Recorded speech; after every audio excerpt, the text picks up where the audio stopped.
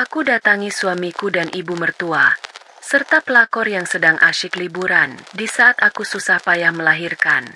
Ku buat mereka menangis menyesal dan bersujud padaku. Sebelum masuk ke ceritanya, absen dulu yuk dengan cara subscribe, like, dan komen di bawah. Oke, kita mulai. Rasa sakit itu datang seperti pencuri di tengah malam. Awalnya hanya sebuah kram samar di bagian bawah perutku. Sensasi yang kukira hanya kelelahan biasa setelah seharian bekerja. Aku, Arini, sudah terbiasa mendorong batasan tubuhku. Sebagai pendiri dan CEO sebuah perusahaan rintisan di bidang teknologi agrikultur, hari-hariku dipenuhi rapat, proposal, dan keputusan-keputusan penting yang tidak bisa menunggu. Bahkan di usia kehamilan 9 bulan, aku masih memimpin rapat dewan direksi dari ruang kerjaku di rumah, memastikan semua berjalan sesuai rencana. Tapi sakit yang ini berbeda. Ia datang lagi. Kali ini lebih kencang, melilit perutku seperti seutas tali yang ditarik dengan paksa. Aku menggigit bibir bawahku, melirik jam digital di atas nakas. Pukul 1 dini hari. Rumah ini terasa begitu besar dan kosong. Sebuah mahakarya arsitektur modern di kawasan elit Jakarta Selatan. Rumah yang kubeli dengan hasil jerih payahku sendiri 2 tahun setelah menikah. Dinding kaca setinggi 5 meter yang biasanya memamerkan gemerlap lampu kota, kini hanya memantulkan bayanganku yang sendirian di ranjang ukuran Super King. Bima, suamiku, seharusnya ada di sini. Dia berjanji. Aku tidak akan melewatkan momen itu, sayang, katanya sebulan yang lalu, sambil mengelus perutku yang membuncit. Saat anak kita lahir, aku akan jadi orang pertama yang memegang tangannya. Janji itu kini terasa seperti gema di ruangan yang hampa. Sakit itu datang lagi, lebih kuat, membuat nafasku tercekat. Aku meraba-raba nakas, mencari ponselku. Jemariku gemetar saat menekan nomor Bima. Nada sambung terdengar sekali, lalu panggilan itu dialihkan ke pesan suara. Aku mencoba lagi, cemah, lagi dan lagi. Kepanikan mulai merayap di pembuluh darahku. Bima bilang dia ada perjalanan bisnis mendadak ke Surabaya. Proyek penting yang tidak bisa ditunda, katanya. Aku percaya. Aku selalu percaya padanya. Dia bilang hanya 2 hari. Ini sudah hari ketiga. Dengan napas yang memburu, aku mencari kontak ibu mertuaku. Mungkin Bima menghubunginya. Mungkin ponselnya mati dan dia memakai telepon hotel untuk memberi kabar. Harapan kecil itu berkelip di benakku. Panggilan itu tersambung. Terdengar suara serak khas orang baru bangun tidur. Halo. Ibu, ini Arini, kataku, berusaha menjaga suaraku agar tidak terdengar panik. Maaf mengganggu malam-malam. Apa Bima ada menghubungi ibu? Aku tidak bisa meneleponnya dari tadi. Hening sejenak di seberang sana. Aku bisa mendengar suara televisi sayup-sayup. Oh, Arini, ada apa? Bima sedang sibuk sekali. Dia bilang urusannya sangat penting.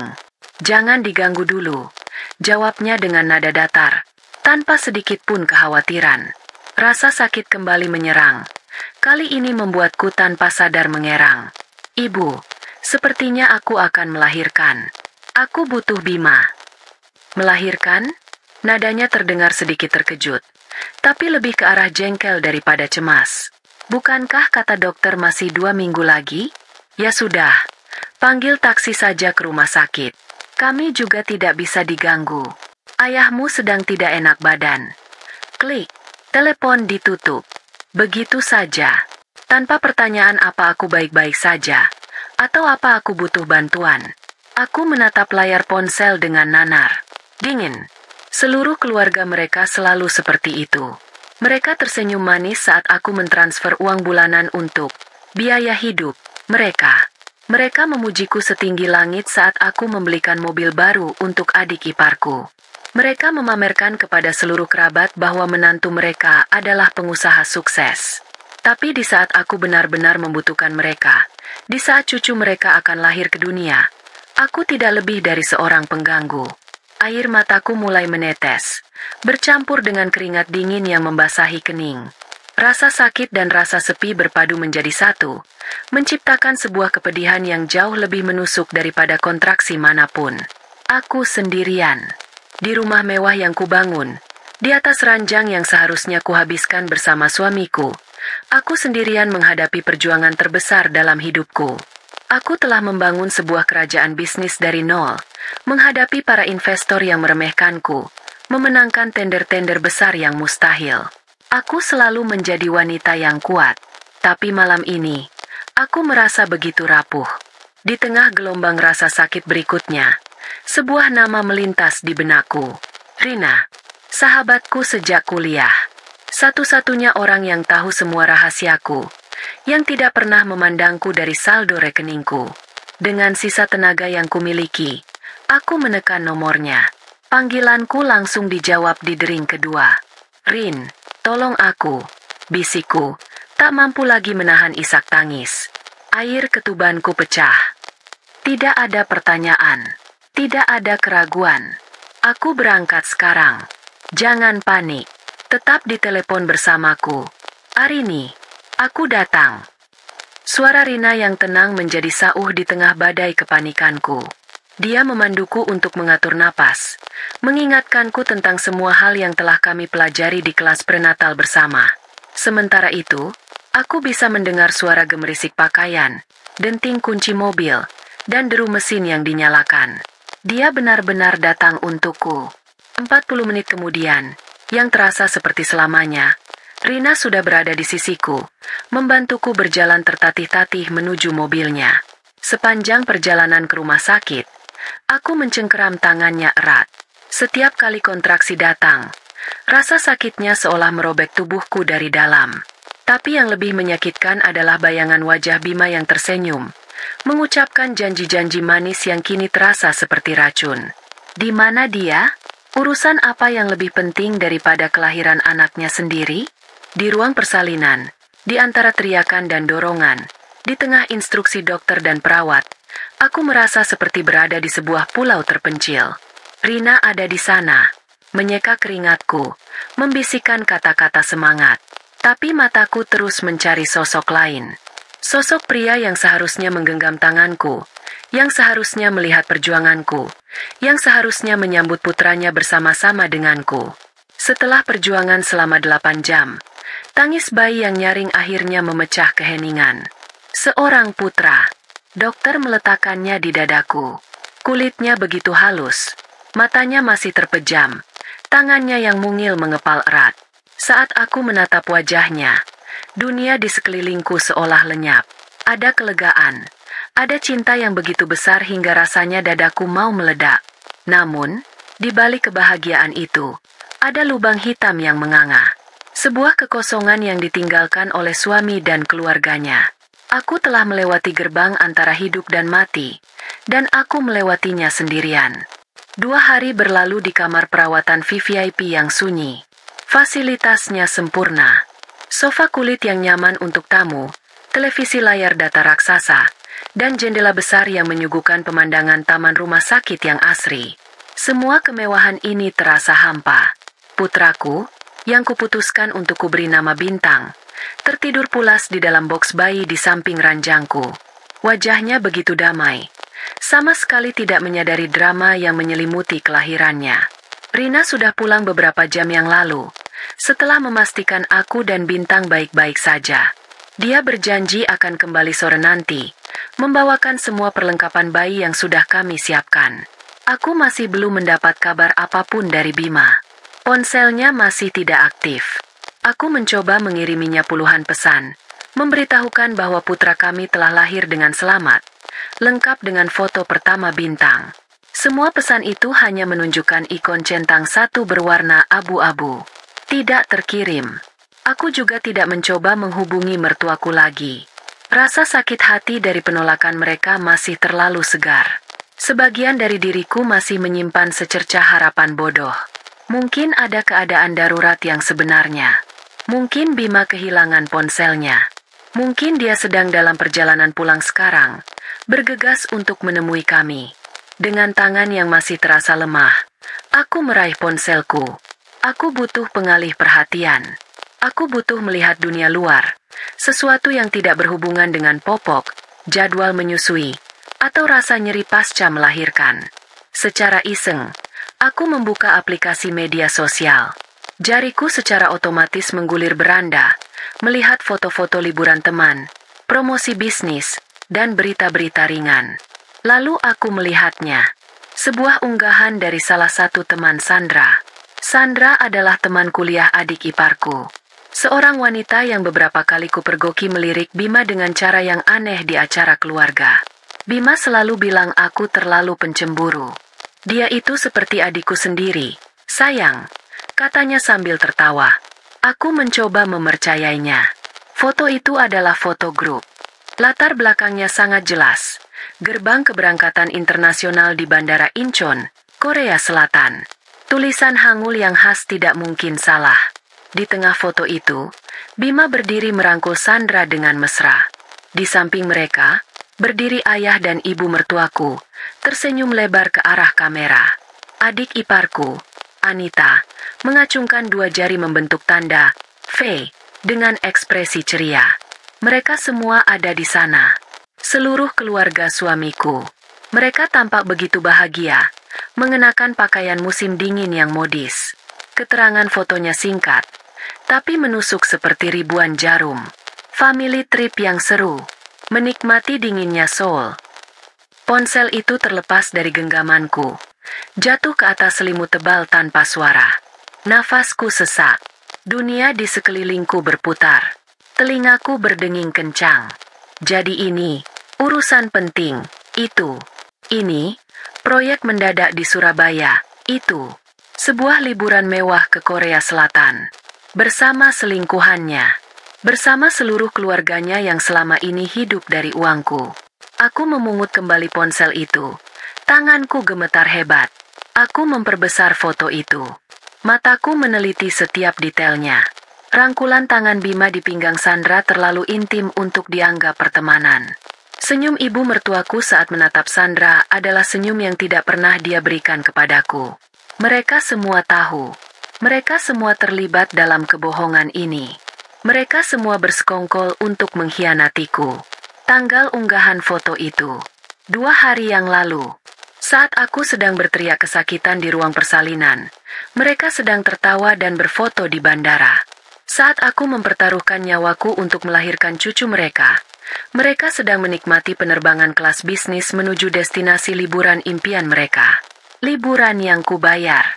Jaket tebal yang dipakai Bima, aku yang membelikannya saat kami ke Eropa tahun lalu. Tas bermerek yang ditenteng ibu mertuaku, itu hadiah dariku di hari ulang tahunnya. Bahkan tiket pesawat mereka, aku yakin, dibeli menggunakan kartu kredit tambahan yang kuberikan pada Bima, kartu yang limitnya tak terbatas. Rasanya seperti ada tangan raksasa yang meremas jantungku hingga hancur. Ini bukan sekadar perselingkuhan. Ini adalah pengkhianatan berlapis-lapis yang dilakukan secara terencana dan kejam. Mereka bukan hanya tidak peduli padaku, mereka secara aktif menipuku, mengambil uangku untuk bersenang-senang di belakangku pada saat aku berada di titik terlemah dalam hidupku. Air mata yang sejak tadi kutahan akhirnya tumpah. Bukan isak tangis yang keras, melainkan aliran sunyi yang membasahi pipiku, jatuh ke atas selimut. Setiap tetesnya membawa serta kepingan-kepingan kepercayaan dan cinta yang telah kubangun untuk Bima selama 5 tahun pernikahan kami. Aku teringat semua pengorbananku.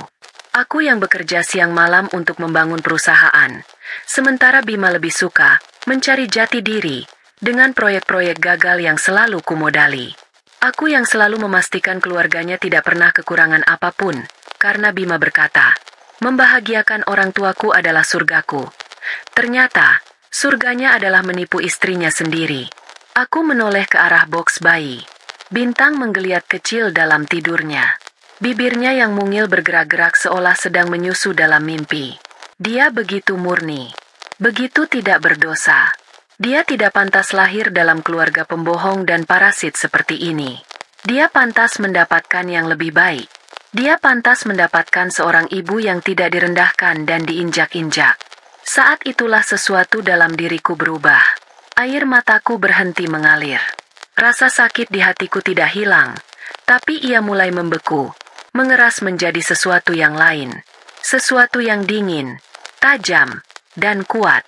Itu adalah kemarahan. Kemarahan yang jernih dan terfokus. Aku sudah cukup menangis. Aku sudah cukup menjadi wanita bodoh yang dibutakan oleh cinta. Mereka telah menganggap kebaikanku sebagai kelemahanku.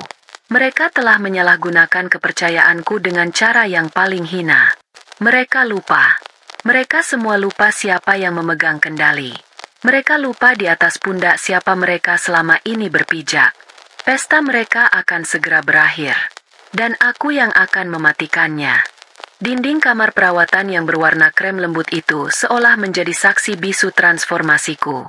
Beberapa jam yang lalu, dinding ini melihat seorang wanita yang hancur, seorang ibu baru yang rapuh dan dikhianati, menumpahkan air mata dalam diam. Kini, air mata itu sudah mengering, meninggalkan jejak samar di pipiku dan rasa asin di bibirku. Tapi di dalam diriku, sesuatu telah bergeser secara fundamental. Kesedihan yang tadinya terasa seperti lautan luas yang menenggelamkan, kini mulai surut, menyingkap dasar karang yang keras dan tajam di bawahnya. Itu adalah tulang punggungku, inti kekuatanku yang selama ini tertidur, dibuai oleh ilusi cinta dan kebahagiaan rumah tangga. Aku tidak lagi melihat foto itu. Aku sudah menghapusnya dari galeri ponselku, bukan untuk melupakan, tapi karena gambar itu sudah terpatri secara permanen di dalam benakku. Setiap detailnya, senyum palsu mertuaku, rangkulan mesra Bima pada Sandra, keceriaan adik iparku, menjadi bahan bakar yang menyalakan tungku api di dalam dadaku. Api itu tidak membakarku hingga hangus. Sebaliknya, ia menempa kesedihanku, mengubahnya dari sesuatu yang lunak dan rapuh menjadi sekeras baja. Selama ini aku salah. Aku pikir dengan memberikan segalanya, aku akan dicintai. Aku pikir dengan melimpahi mereka kemewahan, aku akan diterima sebagai keluarga. Aku memberikan Bima modal tak terbatas untuk bisnisnya yang tak pernah berhasil, dengan harapan ia akan menemukan gairahnya dan menjadi partner yang sepadan. Aku memberikan keluarganya akses pada gaya hidup yang tak pernah mereka impikan, dengan harapan mereka akan menyayangiku setulus mereka menyayangi putra mereka. Ternyata, aku hanya membangun sebuah panggung sandiwara yang megah, dan aku satu-satunya penonton yang tidak sadar bahwa semua pemerannya mengenakan topeng. Mereka tidak mencintaiku. Mereka mencintai apa yang bisa kuberikan. Aku bukan istri atau menantu. Aku adalah sponsor utama. Mesin ATM berjalan yang kebetulan bisa melahirkan seorang pewaris. Seorang perawat masuk dengan senyum ramah, membawa nampan berisi makan siangku. Bagaimana perasaannya hari ini, Bu Arini? Sudah lebih baik? Tanyanya sambil memeriksa infusku. Aku menatapnya dan tersenyum tipis. Senyum yang terasa berbeda di wajahku. Lebih sedikit beban. Lebih banyak ketegasan. Jauh lebih baik. Sus. Terima kasih. Jawabku. Suaraku terdengar lebih mantap. Tidak lagi bergetar seperti kemarin. Perawat itu sepertinya merasakan perubahan itu. Dia mengangguk pelan. Ibu terlihat lebih kuat hari ini. Bayinya juga sehat sekali. Sebentar lagi dokter visit. Ya, Bu. Setelah perawat itu pergi, aku menatap makanan di depanku. Sup ayam, nasi tim, tumis brokoli. Makanan sehat untuk pemulihan. Aku mengambil sendok dan mulai makan.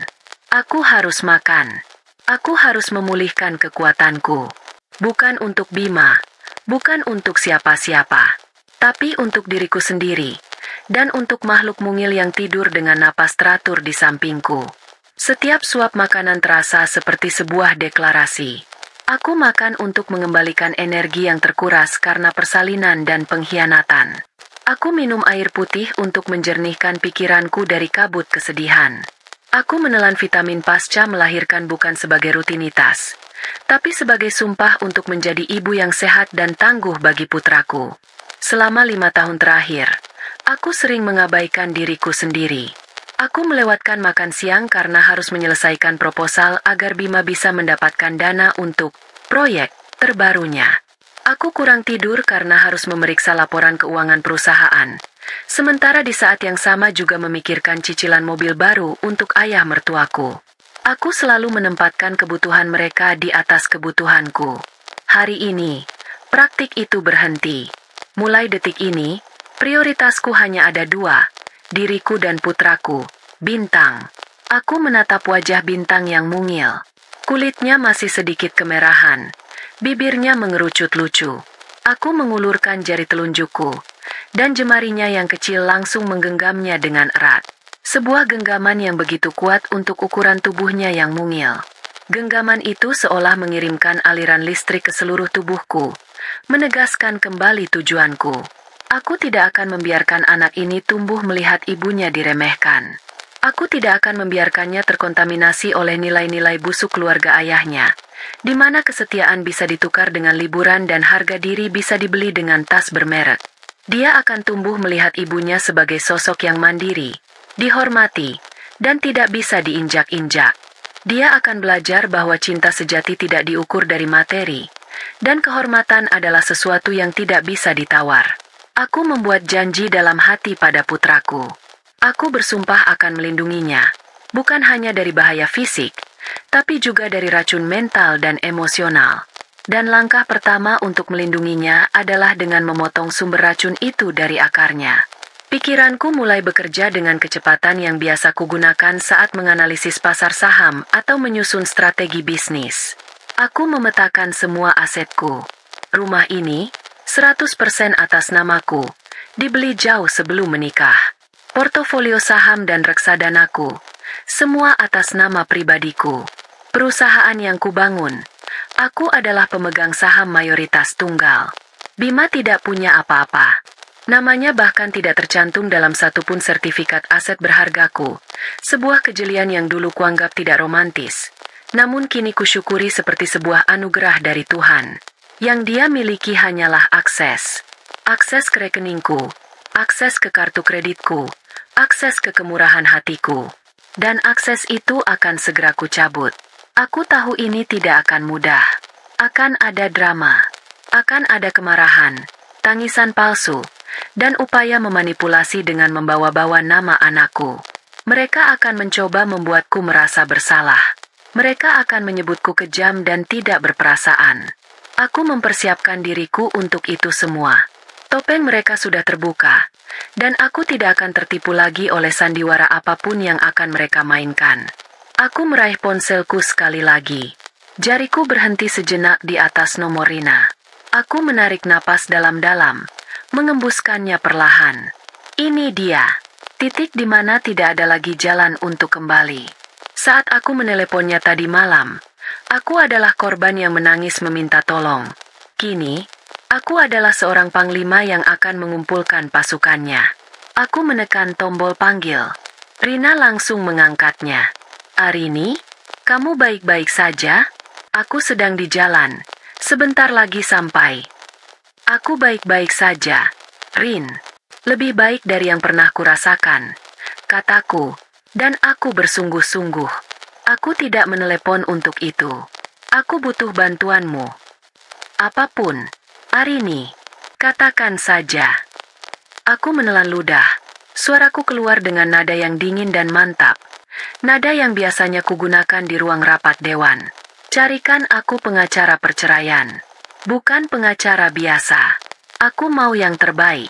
Aku mau seekor hiu. Seekor buldog yang tidak akan melepaskan mangsanya. Aku mau pengacara yang bisa memastikan mereka tidak akan mendapatkan 1 sen pun dari hartaku. Hening sejenak di ujung telepon.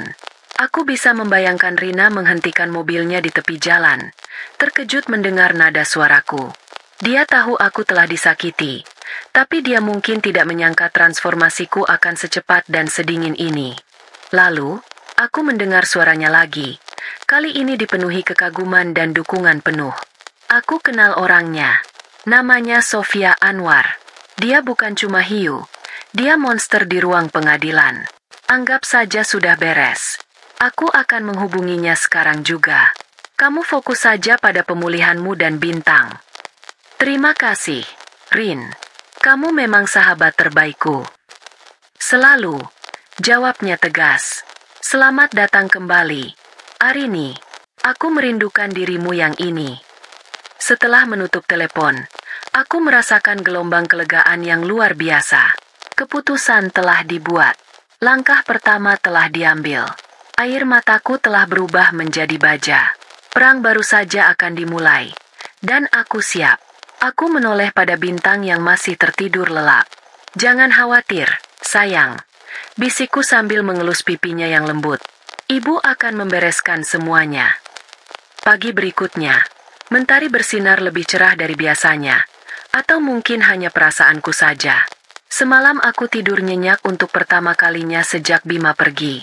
Tidak ada lagi kecemasan atau harapan kosong yang mengganggu. Yang ada hanyalah tujuan yang jelas dan rencana yang matang. Rina telah menepati janjinya. Pukul 8 pagi, sebuah pesan masuk darinya berisi nomor telepon dan ringkasan singkat tentang Sofia Anwar, pengacara yang direkomendasikannya. Rekam jejaknya sempurna. 100% kemenangan dalam kasus pembagian harta Gonogini dengan perjanjian pranikah. Persis seperti yang kubutuhkan. Setelah menyusui bintang dan menyerahkannya sejenak pada perawat bayi, aku memulai misiku. Aku duduk tegak di ranjang rumah sakit, ponsel di tangan, secangkir teh hangat di meja samping. Ini adalah ruang kendaliku yang baru. Aku menarik napas panjang, lalu menelepon Sofia Anwar. Suara di seberang terdengar profesional dan tajam. "Sofia Anwar di sini." "Selamat pagi, Bu Sofia. Nama saya Arini. Saya mendapatkan nomor Anda dari Rina," kataku dengan tenang. "Ah, ya, Arini. Rina sudah memberitahu saya garis besarnya. Turut prihatin dengan apa yang Anda alami, sekaligus selamat atas kelahiran putra Anda," katanya. Nadanya menunjukkan empati namun tetap fokus pada bisnis. "Apa yang bisa saya bantu?" Selama 20 menit berikutnya, aku menceritakan semuanya. Kronologi kepergian Bima, percakapan dingin dengan mertuaku, penemuan foto di media sosial, hingga struktur keuanganku dan perjanjian pranikah yang kami tanda tangani. Aku berbicara dengan lugas, tanpa emosi yang berlebihan, seolah sedang memaparkan sebuah studi kasus bisnis. Sofia mendengarkan tanpa interupsi.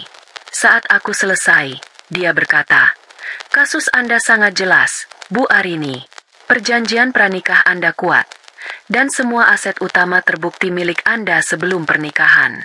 Tindakan suami dan keluarganya adalah amunisi yang lebih dari cukup untuk memenangkan hak asuh anak sepenuhnya dan menggugat kerugian moral. Langkah pertama yang harus Anda lakukan adalah memotong semua aliran dana. Segera. Jangan beri mereka waktu untuk berpikir atau menarik uang tunai dalam jumlah besar." "Itu rencana saya hari ini," jawabku. "Bagus. Lakukan sekarang juga. Blokir semua kartu. Hentikan transfer. Setelah itu, tim saya akan mulai menyusun surat gugatan. Kami akan membuatnya sekokoh benteng. Mereka tidak akan bisa menyentuh Anda atau putra Anda," tegas Sofia. Percakapan itu memberiku energi dan keyakinan. Aku berada di tangan yang tepat. Panggilan kedua adalah ke nomor yang sudah sangat kukenal. Pak Tirtayasa, manajer relasi prioritas di bankku. Dia adalah orang yang telah membantuku mengelola keuanganku selama hampir 1 dekade. Sejak perusahaanku pertama kali mendapatkan keuntungan besar. Dia mengenalku sebagai klien yang cermat dan tegas. "Selamat pagi, Bu Arini. Bagaimana kabarnya? Saya dengar Ibu sedang di rumah sakit." "Selamat ya, Bu." Sapanya dengan ramah seperti biasa. "Selamat pagi, Pak Tirta. Terima kasih banyak. Saya baik-baik saja. Saya menelepon karena ada beberapa instruksi mendesak yang perlu segera dieksekusi," kataku, langsung ke inti permasalahan. "Tentu, Bu. Saya siap mencatat." Aku mengambil daftar yang sudah kutulis di buku catatanku. Pertama, saya minta tolong untuk memblokir secara permanen 4 kartu kredit tambahan yang terhubung dengan rekening utama saya. Saya akan sebutkan nomor kartunya satu persatu. Aku membacakan nomor kartu kredit yang dipegang oleh Bima, ayah mertuaku, ibu mertuaku, dan Anita, adik iparku. "Pemblokiran efektif segera, Pak." "Baik, Bu. Sedang saya proses. Pemblokiran permanen untuk 4 kartu kredit tambahan. Sudah dikonfirmasi." Jawabnya efisien. Aku bisa mendengar suara ketikan di keyboard komputernya. Kedua, dan ini yang paling penting, lanjutku, jantungku berdebar sedikit lebih kencang. Ini adalah langkah besarnya. Saya ingin membatalkan instruksi transfer otomatis bulanan sebesar 100 juta rupiah dari rekening saya ke rekening atas nama Bima Prayoga. Pembatalan ini juga efektif segera. Pastikan tidak ada lagi transfer yang berjalan mulai bulan ini dan seterusnya. Pembatalan instruksi transfer otomatis. Baik, Bu. Sedang saya proses. Oke. Sudah berhasil dibatalkan, Bu Arini. Tidak akan ada lagi transfer dana ke rekening tersebut. Rasanya seperti sebuah rantai berat yang selama ini membelenggu leherku akhirnya putus. 100 juta rupiah setiap bulan. Uang yang kukira kugunakan untuk mendukung suamiku dan keluarganya, ternyata kugunakan untuk mendanai kehidupan ganda dan liburan mewah mereka dengan wanita lain. Kebodohanku benar-benar tak terhingga.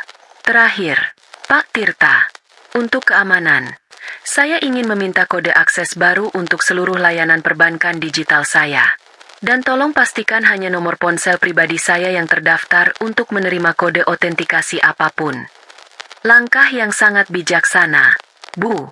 Akan segera kami kirimkan tautan aman untuk pengaturan ulang ke nomor Ibu yang terdaftar. Ada lagi yang bisa saya bantu? Cukup itu saja, Pak. Terima kasih banyak atas bantuannya yang cepat. Sama-sama, Bu Arini. Semoga ibu dan bayinya sehat selalu. Setelah panggilan berakhir, aku bersandar di bantal. Aku menatap langit-langit kamar. Dan untuk pertama kalinya setelah berhari-hari, aku bisa bernapas dengan lega.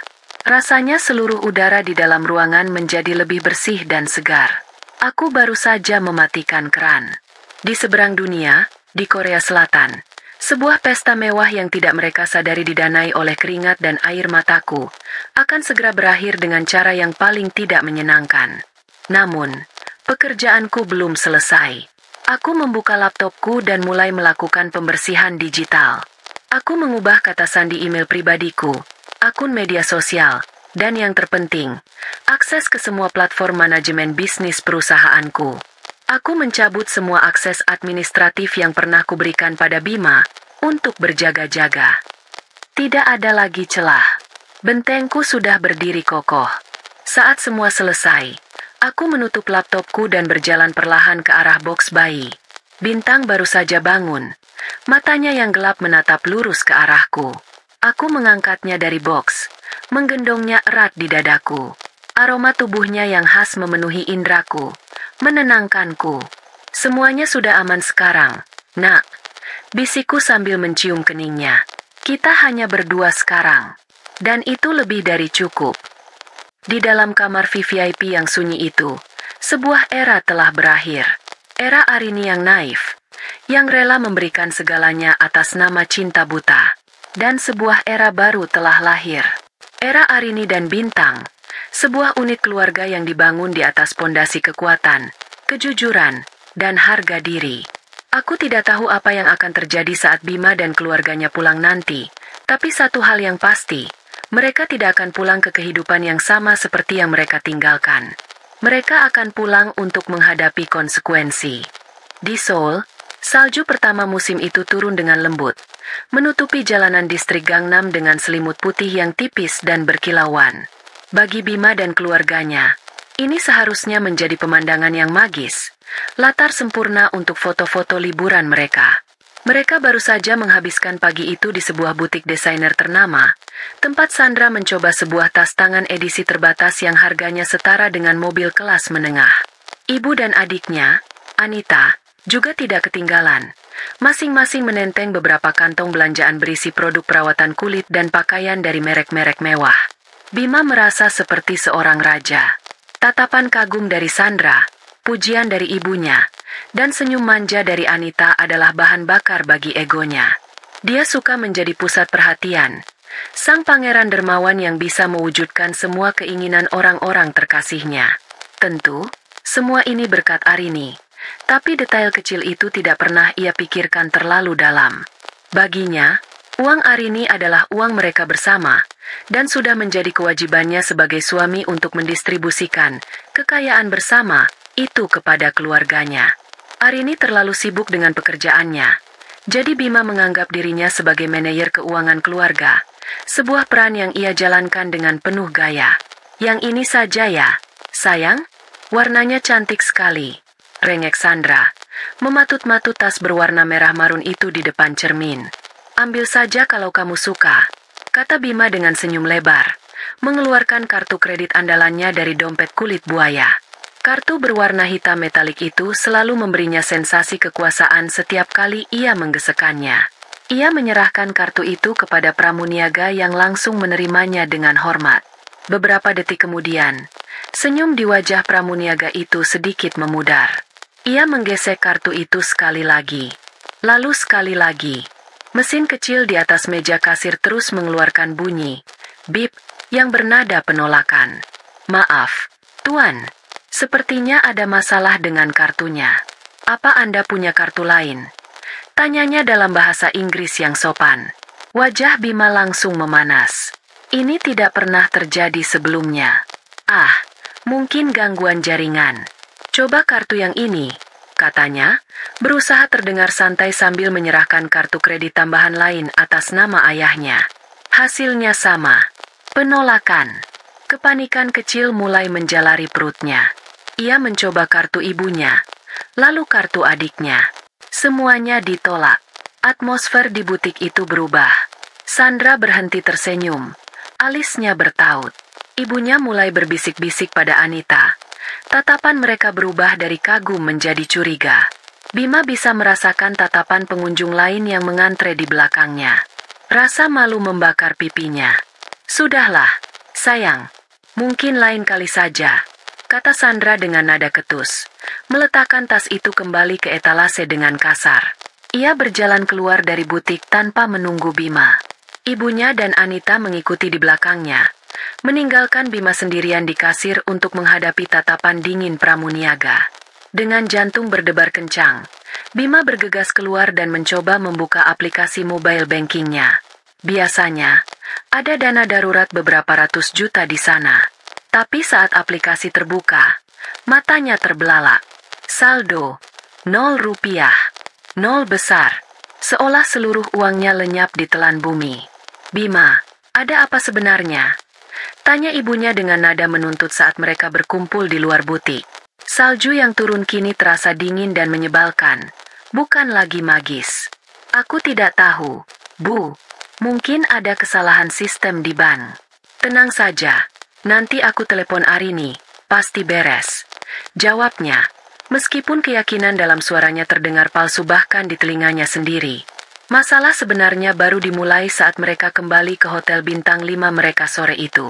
Manajer hotel yang biasanya menyambut mereka dengan senyum ramah kini memasang wajah serius. Ia mencegat mereka di lobi. Selamat sore, Tuan Prayoga. Mohon maaf, kami harus memberitahukan bahwa kartu kredit yang Anda gunakan untuk jaminan kamar ditolak oleh pihak bank saat kami mencoba melakukan penagihan untuk 3 malam terakhir. Kata manajer itu dengan suara pelan namun tegas. Kami mohon Anda bisa menyelesaikan pembayaran melalui metode lain. Dunia Bima seolah runtuh. Ini bukan lagi sekadar tas tangan yang gagal dibeli. Ini adalah ancaman pengusiran. Mereka terancam menjadi gelandangan di negeri orang. Saya akan selesaikan. Beri saya waktu sebentar, kata Bima, menarik keluarganya ke sudut lobi yang sepi. Ia segera menelepon Arini. Panggilannya langsung masuk ke pesan suara. Ia mencoba lagi. Sama. Ia mengirim pesan WhatsApp. Sayang, kamu di mana? Ada masalah sama semua kartu kredit. Hotel nagih pembayaran. Tolong transfer uang darurat secepatnya ya. Pesan itu terkirim. Centang 2 biru. Arini telah membacanya. Tapi tidak ada balasan. Tidak ada gelembung. Sedang mengetik. Yang muncul, hanya keheningan digital yang memekakan. Kepanikan Bima memuncak. Ia mengirim pesan lagi. Arini, ini serius. Aku nggak bohong. Semua kartu diblokir. Kita bisa diusir dari hotel. Centang 2 biru. Sunyi. Sayang. Please angkat teleponnya. Ada apa? Centang 2 biru. Sunyi. Arini. Kamu sengaja ya? Apa maksudnya ini? Pesannya mulai diwarnai amarah. Centang 2 biru. Sunyi. Ada apa? Bima? Kenapa Arini tidak bisa dihubungi? Desak ibunya. Wajahnya pucat pasi. Dia membaca pesanku tapi tidak membalas. Geram Bima. Antara panik dan marah. Ini pasti gara-gara perempuan ini. Seru ibunya sambil menunjuk Sandra. Sejak kamu dekat dengannya, hidupmu jadi sial. Arini pasti sudah tahu dan sekarang dia marah. Jangan salahkan aku. Suamimu yang bilang semuanya aman terkendali. Dia yang mengajakku ke sini. Balas Sandra, tak mau kalah. Wajah cantiknya kini dipenuhi kekesalan. Pertengkaran pecah di lobi hotel mewah itu. Ayah Bima hanya bisa diam, sementara Anita mulai menangis. Mereka menjadi tontonan yang memalukan. Bima merasa kepalanya mau pecah. Pesona dan ketenangannya lenyap tak berbekas, digantikan oleh rasa putus asa yang dingin. Malam itu, kunci kamar mereka benar-benar dinonaktifkan. Mereka terpaksa duduk di sofa lobi yang megah, dikelilingi oleh koper-koper mereka, seperti keluarga kaya raya yang mendadak jatuh miskin. Bima menghabiskan waktu berjam-jam menelepon setiap kerabat yang bisa ia pikirkan, menelan harga dirinya untuk meminjam uang. Setelah puluhan panggilan yang memalukan, ia berhasil mengumpulkan cukup uang, bukan untuk membayar hotel, tapi untuk membeli 5 tiket pesawat kelas ekonomi paling murah untuk penerbangan paling pagi kembali ke Jakarta. Pesta telah usai. Dongeng indah mereka di negeri ginseng berakhir dengan cara yang paling buruk. Saat mereka duduk di taksi menuju Bandara Incheon di tengah malam, tidak ada lagi tawa atau canda. Yang ada hanya keheningan yang mencekam, diselingi isak tangis Anita dan helaan napas berat ayahnya. Bima menatap keluar jendela, kegemerlap lampu kota Seoul yang kini tampak mengejeknya. Ia tidak tahu apa yang menunggunya di Jakarta, tapi firasatnya mengatakan bahwa mimpi buruk ini barulah sebuah permulaan. Perjalanan udara selama 7 jam dari Seoul ke Jakarta terasa seperti 70 tahun penyiksaan. Mereka duduk terpisah di barisan kursi kelas ekonomi yang sempit, terjepit di antara penumpang lain. Tidak ada lagi sampahnya selamat datang, kursi yang bisa direbahkan menjadi tempat tidur, atau layanan pramugari yang personal. Yang ada hanya ruang kaki yang terbatas, makanan hambar dalam wadah aluminium foil, dan turbulensi yang seolah mencerminkan gejolak di dalam hati mereka. Bima tidak bisa tidur. Matanya menatap kosong kesandaran kursi di depannya. Pikirannya terus berputar, mencoba memahami apa yang telah terjadi. Bagaimana Arini bisa melakukan ini? Bagaimana wanita lembut yang selalu menuruti semua kemauannya itu bisa berubah menjadi begitu kejam dan tanpa ampun? Ia mencoba meyakinkan dirinya sendiri bahwa ini hanyalah sebuah kesalahpahaman besar. Mungkin rekening Arini diretas. Mungkin ada masalah teknis perbankan berskala besar. Harapan-harapan rapuh itu ia pegang erat-erat, karena alternatifnya, bahwa Arini melakukan ini dengan sengaja, terlalu menakutkan untuk dibayangkan. Ibunya juga tidak bisa tenang. Sepanjang perjalanan, ia terus melirik sinis ke arah Sandra yang duduk beberapa baris di belakang, seolah semua ini adalah kesalahan wanita itu seorang.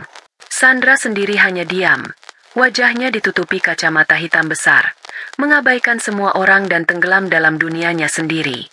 Anita sesekali masih terisak, meratapi liburannya yang hancur. Hanya ayah Bima yang tampak pasrah, menatap keluar jendela dengan pandangan kosong. Saat pesawat mendarat di Bandara Soekarno-Hatta, udara Jakarta yang panas dan lembab menyambut mereka seperti sebuah tamparan.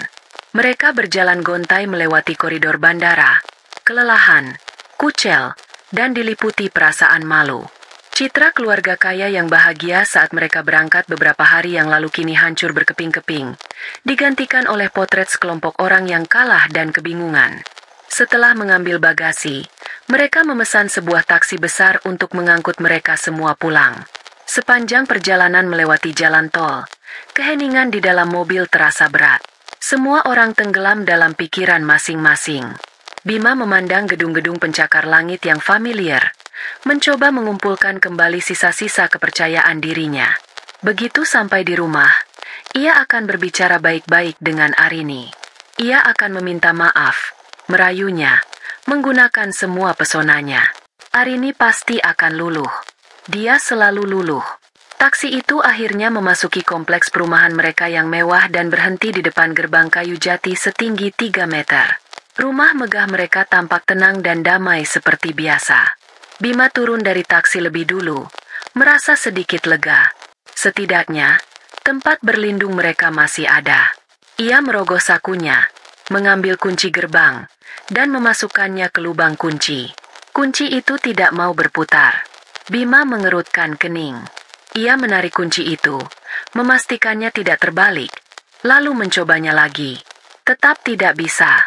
Rasanya seperti ada sesuatu yang mengganjal di dalam.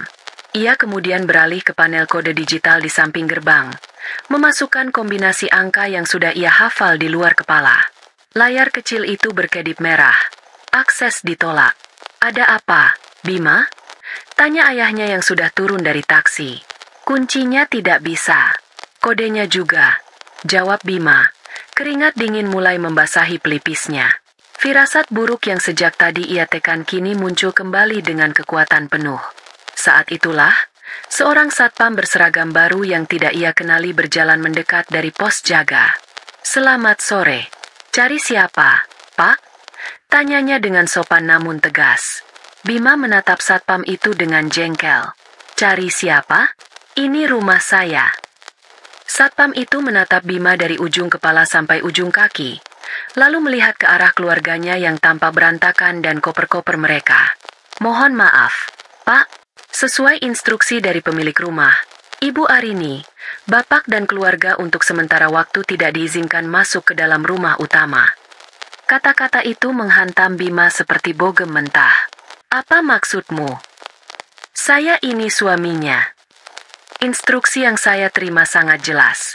Pak, mohon jangan mempersulit keadaan," kata satpam itu dengan nada yang tidak bisa ditawar.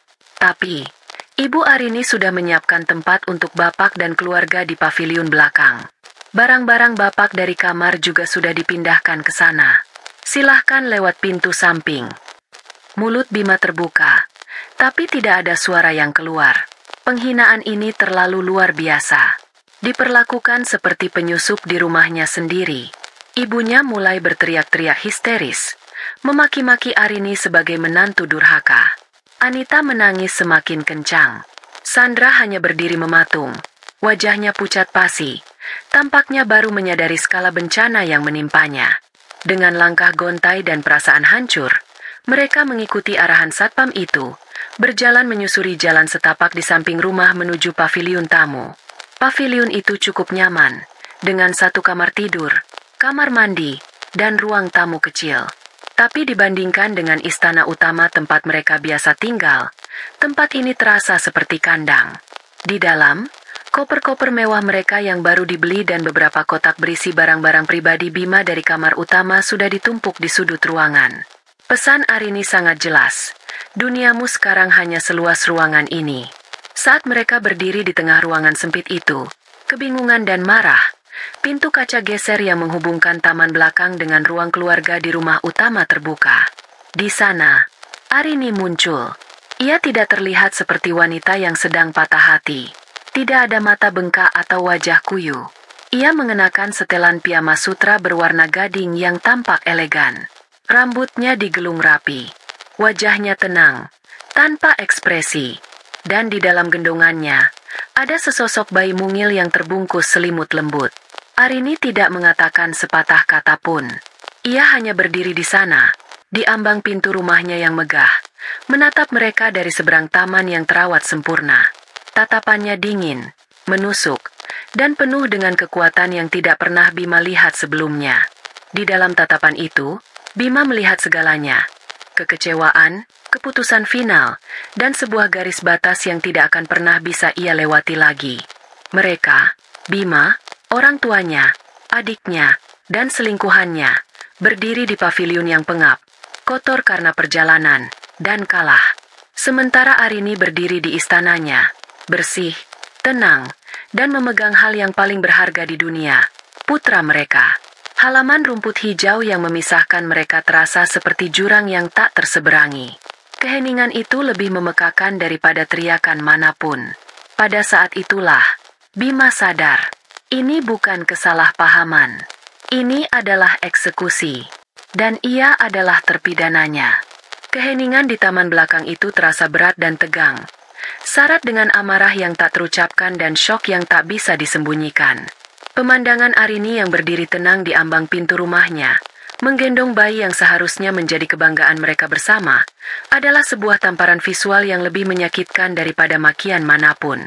Bima adalah orang pertama yang berhasil menemukan kembali suaranya, meskipun terdengar serak dan goyah.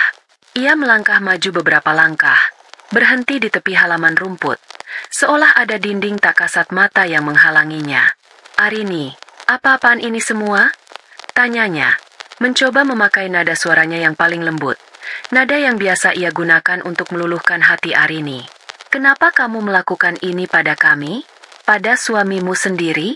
Kita bisa bicarakan ini baik-baik, sayang."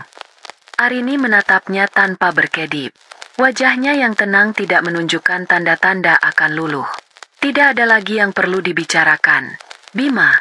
Semua tindakanmu sudah berbicara lebih jelas daripada kata-kata manapun." Jawaban dingin itu menyulut sumbu amarah ibunya. Wanita parubaya itu maju ke depan, melewati Bima, dengan wajah merah padam. "Jaga bicaramu, Arini. Kamu ini istri.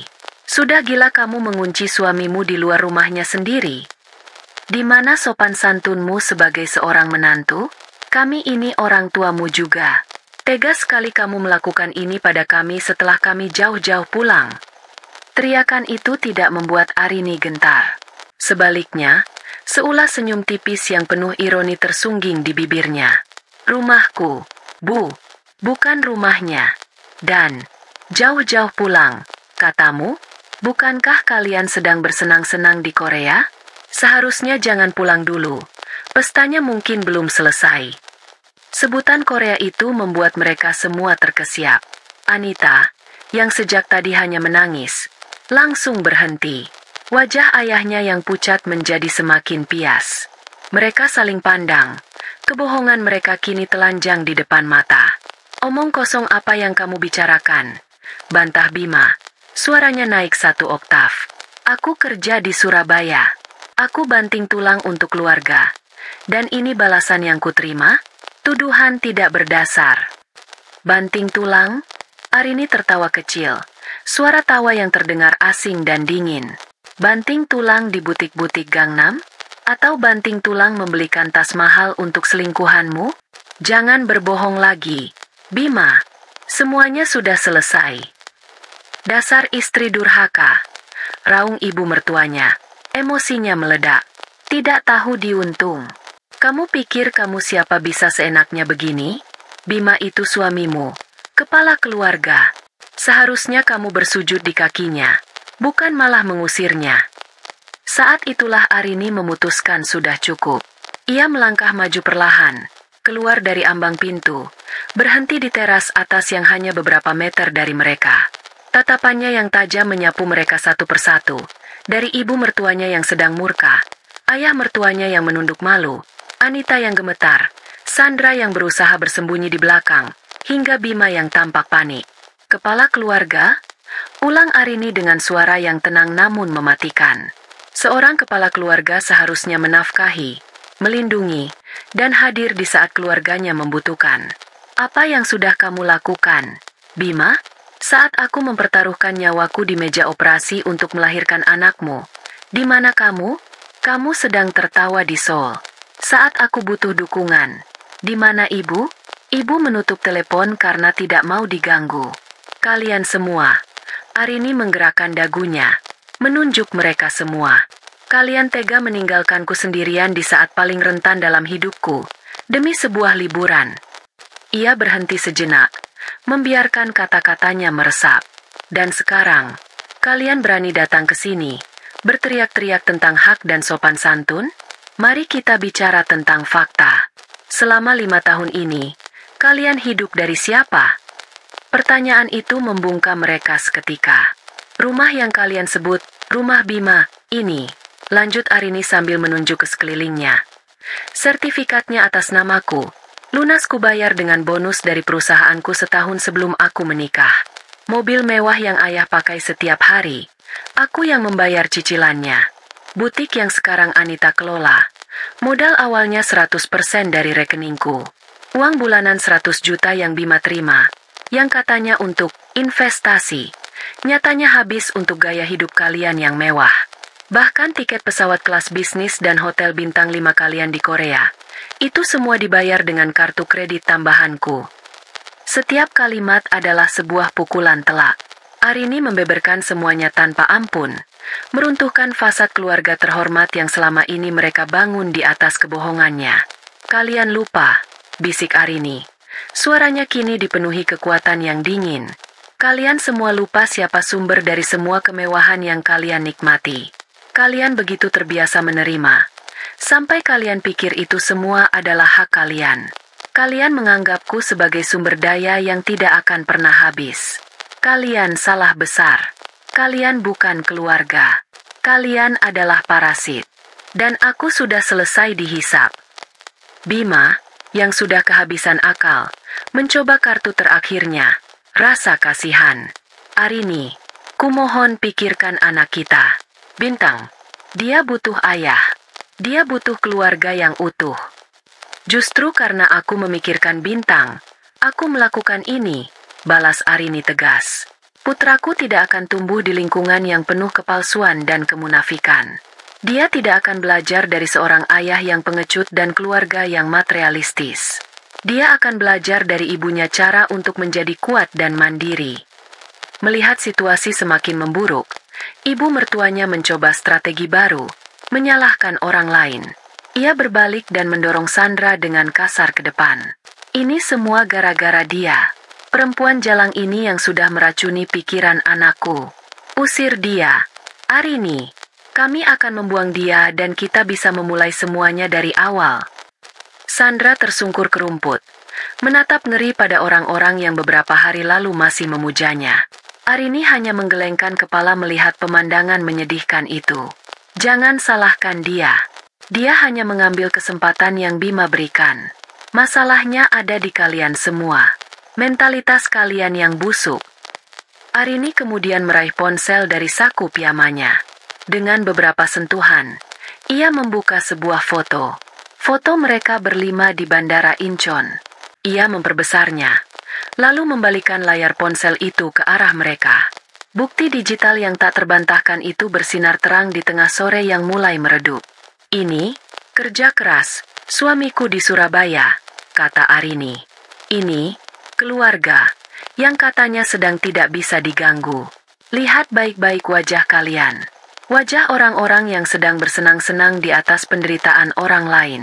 Sekarang katakan padaku, siapa di antara kita yang tidak punya hati? Tidak ada lagi yang bisa berkata-kata. Bukti itu membungkam semua bantahan, melenyapkan semua sisa arogansi. Yang tertinggal hanyalah rasa malu yang telanjang. Mereka akhirnya sadar, mereka sudah kalah telak. Arini memasukkan kembali ponselnya. Ia menatap Bima untuk terakhir kalinya, bukan dengan kebencian, tapi dengan kehampaan. Seolah ia sedang menatap orang asing. Pengacaraku akan segera menghubungimu. Bima, siapkan dirimu. Sekarang, aku mau kalian semua pergi dari propertiku. Satpam akan mengantar kalian keluar dari gerbang. Dengan itu, Arini berbalik. Ia melangkah masuk ke dalam rumahnya, menggeser pintu kaca hingga tertutup rapat, dan menguncinya. Tirai otomatis kemudian turun perlahan, menutupi pemandangan di dalam, seolah sebuah pertunjukan telah berakhir.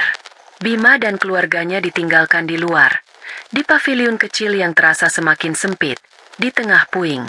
Seminggu setelah konfrontasi di taman belakang, sebuah amplop coklat tebal tiba di alamat kontrakan baru Bima, sebuah rumah petak sederhana di pinggiran kota yang berhasil ia sewa dengan sisa-sisa uang pinjaman. Surat itu datang dari firma hukum Anwaro Partners, dan isinya membuat lutut Bima lemas. Gugatan cerai resmi dari Arini. Di dalamnya, tuntutannya jelas dan tanpa kompromi. Hak asuh anak sepenuhnya jatuh ke tangannya, dan karena adanya perjanjian pranikah serta bukti perselingkuhan yang kuat, Arini tidak akan memberikan 1 rupiah pun sebagai harta gonogini. Kemarahan keluarga Bima, yang sempat padam oleh rasa malu, kini menyala kembali, didorong oleh keputusasaan. Mereka tidak bisa menerima kenyataan bahwa sumber kemakmuran mereka telah mengering selamanya. Tidak bisa begini. Dia pikir kita ini apa? Setelah 5 tahun Bima menjadi suaminya, masa dia tidak dapat apa-apa? Teriak ibunya setelah membaca surat itu. Kita harus lawan. Kita sewa pengacara juga. Kita tuntut setengah dari semua hartanya. Dengan keyakinan buta dan didorong oleh keserakahan, mereka mengumpulkan sisa uang mereka untuk menyewa seorang pengacara. Bukan pengacara papan atas seperti Sofia Anwar, melainkan seorang pengacara parubaya bernama Pak Darmawan, yang lebih banyak menangani kasus sengketa tanah skala kecil namun memiliki reputasi sebagai orang yang licik dan banyak akal. Pertemuan mediasi pertama diadakan di sebuah kantor konsultan hukum yang netral. Suasananya begitu dingin dan formal. Arini datang bersama Sofia Anwar. Keduanya tampak tenang dan profesional. Arini mengenakan blus sederhana namun elegan. Wajahnya memancarkan aura kepercayaan diri yang membuat Bima merasa kecil. Di seberang meja, Bima duduk diapit oleh Pak Darmawan dan ibunya, yang bersikeras untuk ikut. Pak Darmawan memulai dengan gertakan. Klien kami, Tuan Bima, merasa sangat terzalimi oleh tindakan sepihak dari Ibu Arini. Selama 5 tahun pernikahan, klien kami telah mendedikasikan hidupnya untuk mendukung karir istrinya, menjadi suami yang siaga, dan mengurus rumah tangga. Oleh karena itu, kami menuntut pembagian aset bersama sebesar 50%, termasuk nilai perusahaan, rumah, dan aset investasi lainnya, sebagai hak yang pantas diterima oleh klien kami. Sofia Anwar mendengarkan dengan sabar hingga Pak Darmawan selesai. Ia kemudian membuka sebuah map tebal di atas meja dengan perlahan. Sebuah narasi yang menarik. Pak Darmawan. Sayangnya, tidak didukung oleh fakta sedikit pun. Sofia mengeluarkan lembar pertama. Ini adalah salinan perjanjian pranikah yang ditandatangani secara sadar dan tanpa paksaan oleh Tuan Bima Prayoga. Pasal 3 ayat A dengan sangat jelas menyatakan pemisahan mutlak atas harta bawaan. Perusahaan yang Anda sebutkan, PT Agritech Inovasi, didirikan oleh klien saya 3 tahun sebelum ia mengenal Tuan Bima. Jadi, nilainya tidak termasuk dalam aset bersama. Ia mengeluarkan lembar kedua. Ini adalah sertifikat hak milik rumah di kawasan Menteng. Dibeli dan dilunasi oleh Ibu Arini 8 bulan sebelum tanggal pernikahan. Sekali lagi, bukan aset bersama. Ia terus mengeluarkan dokumen demi dokumen.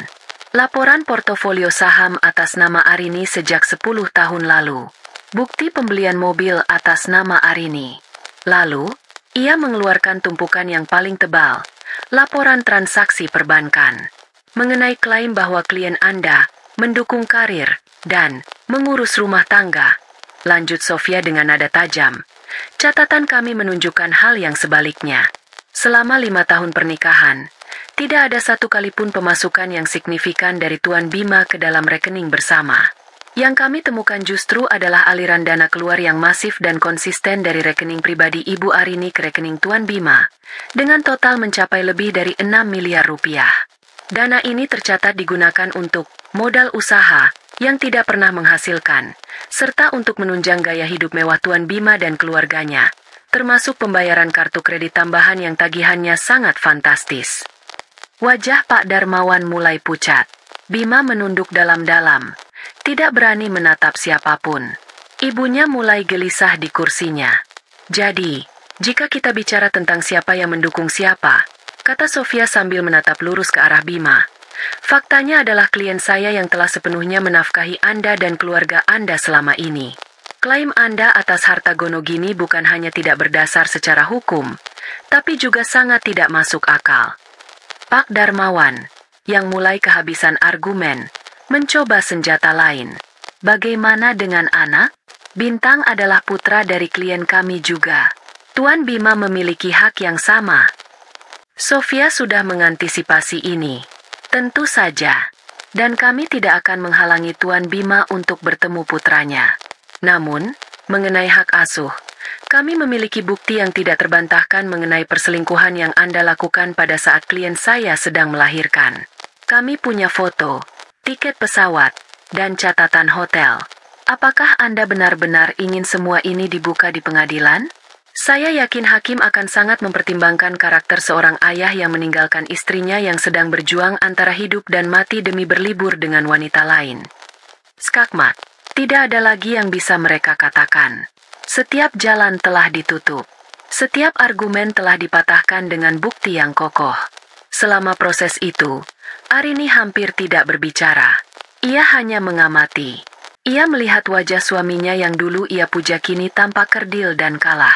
Ia melihat ibu mertuanya yang dulu ia hormati kini tampak serakah dan menyedihkan. Tidak ada lagi rasa sakit atau benci di hatinya. Yang ada hanya rasa lega. Lega karena telah mengambil keputusan yang tepat.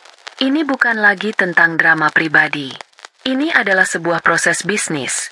Likuidasi investasi yang buruk dan memotong cabang yang busuk dari hidupnya. Kami meminta waktu untuk berdiskusi dengan klien kami, kata Pak Darmawan akhirnya dengan suara lemah. Silahkan, jawab Sofia dengan tenang. Tapi tawaran dari kami tetap sama dan tidak bisa ditawar. Tuan Bima bisa menandatangani surat perceraian ini secara baik-baik, dengan hak kunjungan anak yang diatur secara ketat. Atau kita bertemu di pengadilan di mana kami akan menuntut balik atas kerugian moral dan penipuan finansial terselubung. Pilihan ada di tangan Anda. Saat Arini dan Sofia berjalan keluar dari ruang mediasi, Arini merasa seperti baru saja melepaskan sebuah beban seberat gunung dari pundaknya. Pertempuran hukum ini mungkin masih akan berlanjut dengan beberapa drama kecil. Tapi perang utamanya sudah ia menangkan pada hari ia memutuskan untuk berhenti menjadi korban. Ia meraih ponselnya dan melihat foto bintang yang ia jadikan wallpaper. Senyum tulus akhirnya terukir di wajahnya. Masa depannya kini bersih, cerah, dan sepenuhnya miliknya sendiri. 1 tahun berlalu. Waktu, seperti sungai yang terus mengalir, telah membawa banyak hal bersamanya dan meninggalkan banyak hal di belakang. Bagi sebagian orang, 1 tahun adalah waktu untuk bertumbuh dan mekar. Bagi yang lain, itu adalah waktu yang cukup untuk melihat fondasi rapuh kehidupan mereka runtuh menjadi puing-puing. Di sebuah sudut kota yang padat dan panas, di dalam sebuah rumah kontrakan berdinding kusam, Bima duduk termangu di sofa usang. Suara kipas angin yang berderit nyaring menjadi musik latar bagi pertengkaran yang tak kunjung usai antara ibu dan adiknya di dapur. Mereka berdebat tentang harga gas LPG yang baru saja naik Rp1.000. Pertengkaran-pertengkaran kecil seperti ini sudah menjadi menu harian. Sejak perceraian itu final dan mereka terusir dari surga dunia mereka, topeng keluarga harmonis dan terpandang itu luntur, menampakkan wajah asli mereka yang penuh keserakahan dan saling menyalahkan. Perceraian itu berjalan persis seperti yang direncanakan oleh Sofia Anwar. Bima, dihadapkan pada bukti-bukti yang tak terbantahkan dan ancaman tuntutan balik, akhirnya menandatangani semua surat tanpa mendapatkan sepeser pun dari harta Arini. Dia hanya mendapatkan hak kunjungan yang diatur secara ketat, 2 jam setiap akhir pekan, di tempat umum, dan harus dengan pengawasan. Setelah itu, hidupnya terjun bebas. Sandra meninggalkannya seminggu setelah mereka pindah ke kontrakan, dengan alasan, sudah tidak ada kecocokan. Teman-teman sosialitanya yang dulu selalu mengelilinginya kini menghilang, seolah ia mengidap penyakit menular. Tanpa modal dari Arini, ia mencoba melamar pekerjaan di beberapa perusahaan, namun egonya yang terlalu besar dan rekam jejaknya yang kosong membuatnya selalu gagal. Kini, ia bekerja serabutan, menjadi perantara penjualan properti dengan komisi yang tidak menentu. Penghasilannya tak cukup bahkan untuk membayar sewa kontrakan tepat waktu. Ibunya, yang dulu begitu dihormati di kalangan arisan, kini menghabiskan hari-harinya dengan mengeluh tentang panas, tentang tetangga yang berisik, dan tentang nasibnya yang malang. Mobil mewah dan supir pribadi telah berganti menjadi angkutan umum yang penuh sesak. Anita, adiknya, terpaksa menutup butiknya yang merugi dan kini bekerja sebagai staf administrasi di sebuah perusahaan kecil dengan gaji pas-pasan. Setiap hari mereka bertengkar, saling menyalahkan atas kemalangan yang menimpa mereka. Bima menyalahkan ibunya yang mendorongnya untuk terus memeras Arini. Ibunya menyalahkan Bima yang bodoh karena berselingkuh secara terang-terangan. Anita menyalahkan mereka berdua. Mereka terperangkap dalam neraka yang mereka ciptakan sendiri, merindukan kemewahan yang pernah mereka cicipi, tanpa pernah menyadari bahwa kesalahan terbesar mereka adalah meremehkan sumber dari semua itu. Sementara itu, di belahan kota yang lain, di rumah megah yang kini terasa begitu hangat dan damai, Arini sedang membangun kembali dunianya. Kata, membangun kembali, mungkin tidak sepenuhnya tepat. Dia tidak sedang memperbaiki puing-puing. Sebaliknya, dia sedang melakukan renovasi total, membuang semua bagian yang lapuk dan beracun, dan menggantinya dengan sesuatu yang baru, kuat, dan penuh cahaya. 1 tahun setelah perceraian, Arini justru bersinar lebih terang. Tanpa beban pikiran untuk mengurus suami dan keluarga mertua yang manja, energinya menjadi 100% terfokus.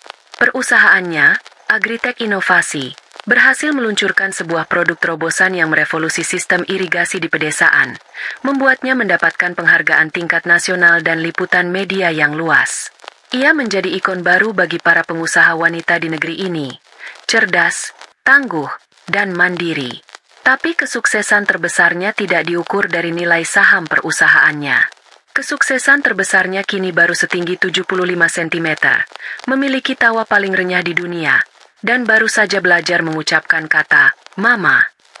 Bintang tumbuh menjadi anak yang ceria, sehat, dan pintar. Arini mengatur waktunya dengan sangat efisien. Pagi hari adalah waktu berkualitas bersama Bintang. Siang hari, saat Bintang bersama pengasuh kepercayaannya, Arini adalah seorang CEO yang tegas dan visioner. Sore hari, ia kembali menjadi seorang ibu seutuhnya, menyingkirkan semua urusan pekerjaan untuk menemani putranya bermain di taman, membacakan dongeng, dan memberinya makan malam. Rumah yang dulu terasa dingin dan kosong kini penuh dengan kehidupan. Tawa Bintang menggema di setiap sudut. Foto-foto Bintang dalam berbagai pose lucu menghiasi setiap meja dan dinding. Rina dan beberapa sahabat dekatnya sering datang berkunjung, mengisi rumah itu dengan percakapan hangat dan dukungan yang tulus. Arini bahkan mempekerjakan kembali asisten rumah tangga dan supir lamanya yang dulu terpaksa ia berhentikan karena tidak disukai oleh ibu mertuanya. Ia membangun kembali ekosistem kehidupannya berdasarkan rasa hormat dan kebaikan, bukan lagi berdasarkan kewajiban dan kepalsuan. Sesekali, ia teringat Bima, terutama saat akhir pekan, ketika Bima datang menjemput Bintang untuk waktu kunjungan mereka. Arini akan menyerahkan Bintang kepada pengasuhnya di lobi sebuah pusat perbelanjaan yang ramai. Ia akan melihat Bima dari kejauhan, tampak lebih kurus, lebih kusam, dengan tatapan mata yang kosong. Tidak ada lagi percikan arogansi atau pesona di sana. Yang ada hanya seorang pria yang kalah. Arini tidak merasakan benci, tidak juga kasihan. Yang ia rasakan hanyalah kehampaan. Pria itu terasa begitu asing, seperti seseorang yang pernah ia kenal dalam mimpi buruk yang sudah lama berlalu. Ia akan berbalik dan berjalan pergi bahkan sebelum Bima melihatnya. Merasa bersyukur atas tembok hukum dan emosional yang telah ia bangun begitu kokoh di antara mereka. Suatu sore, saat ia sedang duduk di teras, memandangi Bintang yang tertatih-tatih mengejar seekor kupu-kupu di taman, Rina yang duduk di sampingnya berkata, "Kamu terlihat benar-benar bahagia sekarang, Rin." Arini tersenyum, senyum yang tulus dari lubuk hatinya. "Aku bukan hanya bahagia, Rin. Aku merasa utuh. Dulu aku pikir aku butuh seorang suami untuk melengkapiku, sebuah keluarga besar untuk membuatku merasa diterima. Ternyata, semua yang kubutuhkan sudah ada di dalam diriku sendiri.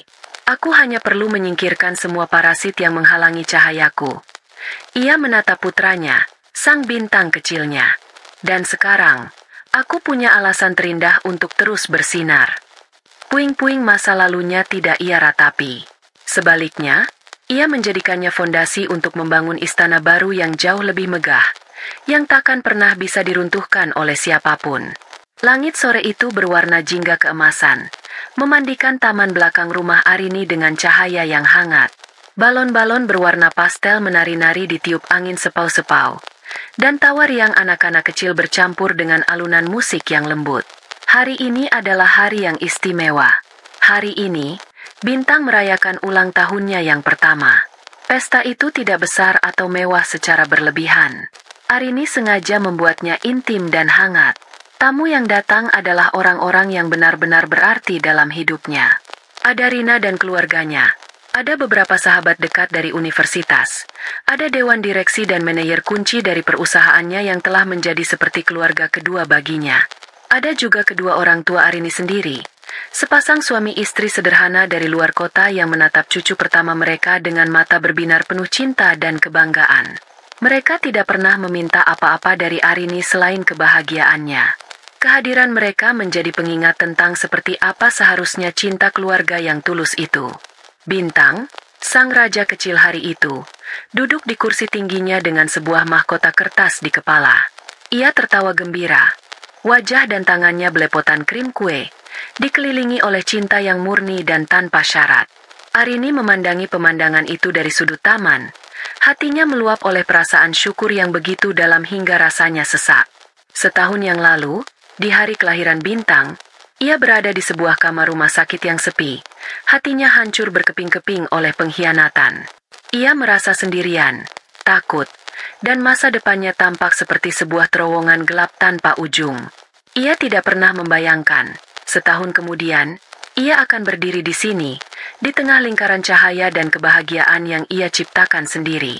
Di tengah keriuhan pesta, ponselnya di dalam saku bergetar. Ia meliriknya sekilas. Sebuah pesan masuk dari nomor yang tidak ia simpan. Tapi ia tahu milik siapa. Dari Bima. Isinya singkat. Selamat ulang tahun, jagoan papa, Bintang. Maaf papa nggak bisa di sana. Arini membaca pesan itu tanpa merasakan apa-apa. Tidak ada sengatan rasa sakit. Tidak ada amarah. Bahkan tidak ada rasa kasihan. Pesan itu terasa begitu jauh dan tidak relevan, seperti gema dari kehidupan orang lain. Ia tidak membalasnya. Ia memasukkan kembali ponselnya ke saku dan mengalihkan perhatiannya kembali pada hal yang paling penting, pada putranya yang sedang bertepuk tangan dengan riang. Bima telah membuat pilihannya setahun yang lalu, dan hari ini, ia hidup dengan konsekuensinya. Sementara Arini, ia telah memilih untuk maju, dan kebahagiaan ini adalah hasilnya. Saat acara tiup lilin, semua orang berkumpul mengelilingi Bintang.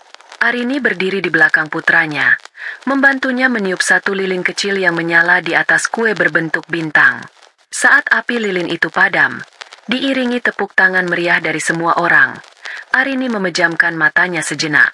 Ia tidak membuat permohonan. Ia hanya mengucapkan terima kasih. Terima kasih atas kekuatan yang ia temukan di saat terlemahnya. Terima kasih atas kejernihan yang datang setelah badai. Dan yang terpenting, terima kasih atas anugerah terindah dalam hidupnya, putranya. Ketika malam tiba dan para tamu terakhir sudah pulang, rumah itu kembali tenang. Arini menggendong Bintang yang sudah tertidur pulas karena kelelahan di pundaknya. Ia membawanya ke kamar tidurnya yang bernuansa langit malam. Di dindingnya, ada lukisan konstelasi bintang yang menyala dalam gelap. Setelah menidurkan Bintang di boks bayinya, Arini tidak langsung pergi. Ia berdiri di dekat jendela besar, menatap ke arah taman yang kini diterangi lampu-lampu temaram. Taman yang sama, tempat ia dulu mengucapkan kata-kata yang menghancurkan dunia lamanya. Kini, tempat itu menjadi saksi bisu dari awal dunianya yang baru. Ia teringat judul cerita yang pernah ia baca.